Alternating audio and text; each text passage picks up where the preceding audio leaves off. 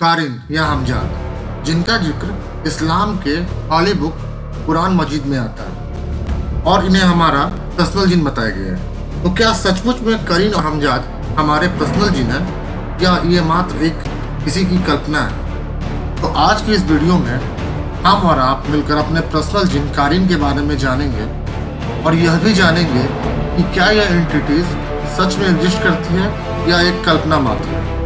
तो वीडियो शुरू करने से पहले लेट्स होल्ड फॉर इंट्रो।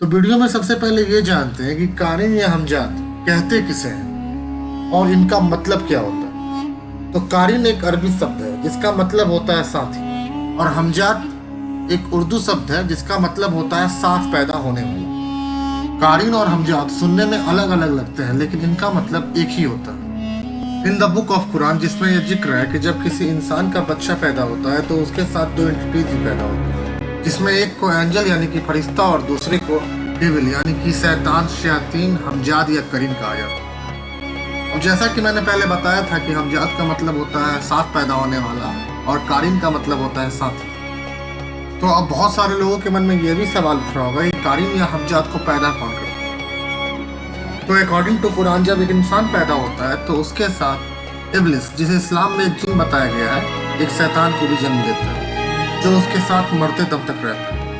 अब जिन लोगों को यह नहीं मालूम कि इब्लिस कौन है, तो मैं एक शॉर्ट टर्म में ये डिफाइन कर दूं कि जैसे सबसे पहला इंसान आदम था, ठीक उसी तरह कुरान हदीस में इब्लिस को सबसे पहला जिन बताया गया है, जिसे जिनों का पिता या राजा भी कहा जाता है। तो वीडियो में आते हैं अपने पर्सनल जिन कारिन, जो कि हमारे साथ ही जन्म लेते हैं और मरते दम तक हमारे साथ ही रहते हैं। यह हमारे बारे में सब कुछ जानते हैं और यह हमारे साथ ही दूसरे डायमेंशन में रहते हैं। हाँ, मगर हम अपनी इन आंखों से उन्हें देख नहीं सकते। इब्न तैमिया, जो कि एक मुस्लिम स्कॉलर थे, उनकी बुक द जिन डीमंस में इस बात का जिक्र है कि हमारे आसपास जिनों की दुनिया होती है जो कि हम अपनी इन आंखों से नहीं देख सकते, जिस पर अल्लाह ताला ने पर्दा लगा रखा है। और अगर इनकी दुनिया हमारे सामने खुल जाए तो हमें हर जगह यही दिखाई देगी। अब एग्जाम्पल के लिए यह ले लें कि हम रात को सोने जा रहे हैं और कोई जिन हमारे बिस्तर पर पहले से ही मौजूद है, तो जरा सोच कर देखिए हमारी हालत क्या होगी। इसीलिए अल्लाह ने हमारे और इनकी दुनिया के बीच एक दीवार बना दिया जिससे हम अपनी इन आंखों से उन्हें नहीं देख पाए। तो अब जानते हैं कारिन की ताकत के बारे में। यह हमारी शक्ल ले सकते हैं, हमारी आवाज निकाल सकते हैं, देखते ही देखते जानवर, इंसान या किसी भी चीज में कन्वर्ट हो सकते हैं। इनकी पावर का अंदाजा ऐसे भी लगाया जा सकता है कि इनकी पावर इतनी होती है कि यह लाइट की स्पीड से भी तेज कहीं भी आ जा सकते हैं। कारिन हमारे अलावा और किसी का भी रूप ले सकते हैं। यह भारी से भारी सामान को, जिसे भारी से भारी मशीन नहीं उठा सकती, उसे चुटकियों में उखाड़ के कहीं फेंक सकते हैं। कुछ ब्लैक मैजिक करने वाले मैजिशियंस इन्हें काबू करके इनका इस्तेमाल बुरे कामों के लिए भी करते हैं, जैसे दूसरों को नुकसान पहुंचाने के लिए, उन पर जादू टोना करने के लिए, पुराने से पुराने खजाने को खोजने के लिए, और कभी कभी वो अपनी सेफ्टी के लिए भी इनका इस्तेमाल करते हैं। हाँ, सेफ्टी के लिए बस वही मैजिशियंस इसका इस्तेमाल करते हैं जो दूसरे के शरीर से जिन को निकालते हैं, क्योंकि रात को सोते वक्त वो जिन आके इन्हें परेशान न करे, इसीलिए ये अपने कारिन को अपनी सेफ्टी के लिए रखते हैं। इन द बुक ऑफ शिया मुस्लिम, जिसका टाइटल है किताब अल सलात, जिसमें यह जिक्र किया गया है कि प्रॉफेट मोहम्मद साहब ने अपने कारिन को मुसलमान बना दिया था और वह उन्हें सिर्फ नेकी का हुक्म देता था।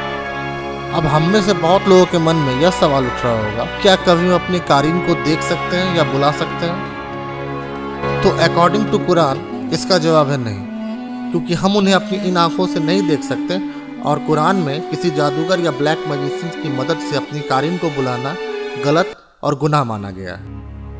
ऐसे बहुत सारे बाबा आपको सोशल मीडिया पे मिल जाएंगे जो आपसे यह कहेंगे कि आप कुछ पैसे दे दो और हम आपके कारिन को हाजिर कर देते हैं, या कारिन को अपना दोस्त बना लो, या कारिन के साथ कबड्डी खेल लो। मतलब मेरे कहने का मतलब आप समझ रहे हो। तो ऐसा नहीं हो सकता, क्योंकि यह एक अलग ही दुनिया की एंटिटीज है और इसे बुलाने के लिए अलग ही टाइप के रिचुअल्स और अलग ही टाइप के मैजिशियंस या फिर तांत्रिक जो भी कह सकते हैं ये कहीं जो इन्हें बुला सकते हैं। और इसका कोई प्रमाण नहीं मिलता कि आपका कारीन आकर आपके साथ क्या कर सकता है। हाँ, कहीं कहीं ये बात जरूर लिखी गई है कि अगर हम अपने कारीन को बुला लेते हैं तो हम पोजेस होकर बर्बाद हो सकते हैं। अब इस बात में कितनी सच्चाई है यह तो मुझे नहीं मालूम, बस मेरा इतना ही मानना है कि हम एक निगेटिव एनर्जी को क्यों अपने पास बुलाएं। अगर नॉर्मल लैंग्वेज में कहा जाए तो हमारा कारीन हमारी ही निगेटिव एनर्जी है और कोई भी यह नहीं चाहेगा कि वह अपनी पॉजिटिव एनर्जी को छोड़कर निगेटिव एनर्जी की तरफ जाए। अब यहाँ एक और सवाल उठता है कि क्या हमारा कारीन या हम जात हमसे ज्यादा ताकतवर होते हैं? तो इसका जवाब